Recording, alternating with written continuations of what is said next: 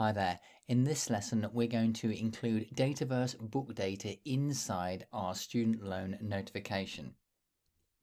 So we'll edit the cloud flow and we'll traverse an additional Dataverse table, which means that we'll go from loans to book copies and then to books. We'll then update the email to use some book data, and then we'll test that the cloud flow continues to work for us. So let's move over to the exercise and start building.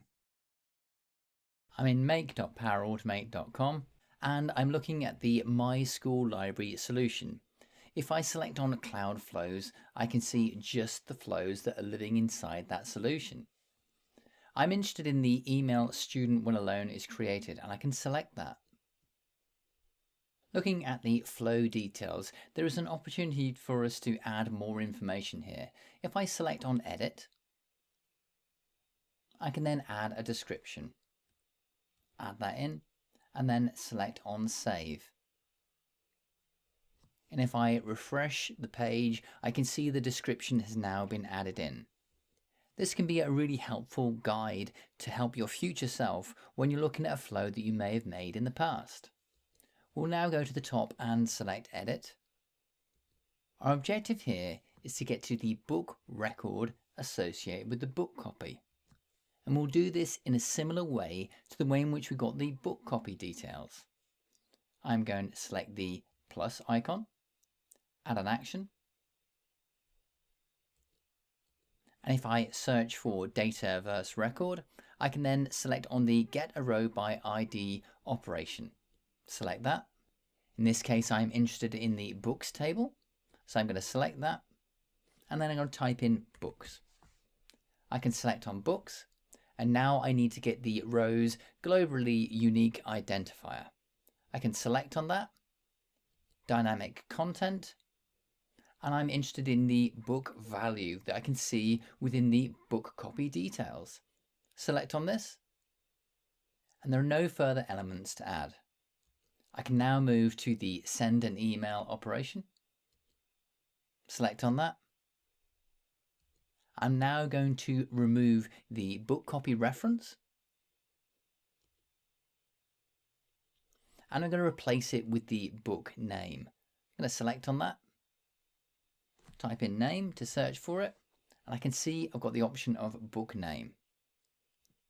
So it's going to say the student you've taken out, book name on loan.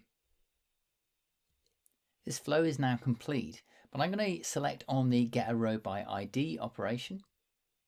I'm going to change the name of it.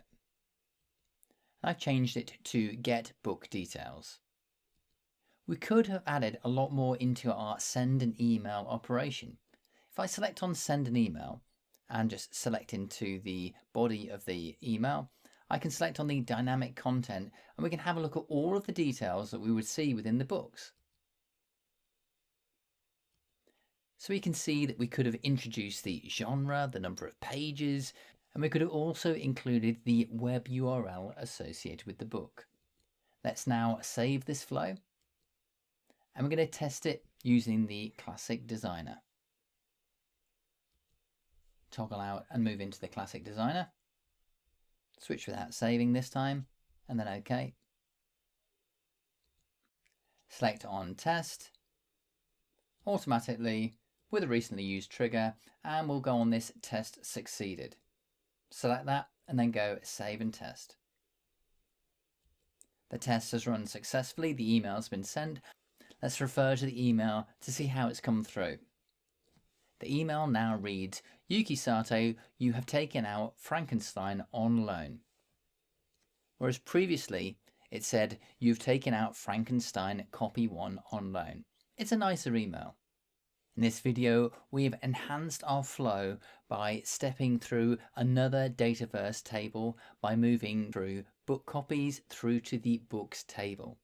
If we wanted to, we could take a stage further. We could then go and look at the authors associated with the books. Or we could reach out into the students table and get the student's first name. I'll see you in the next lesson.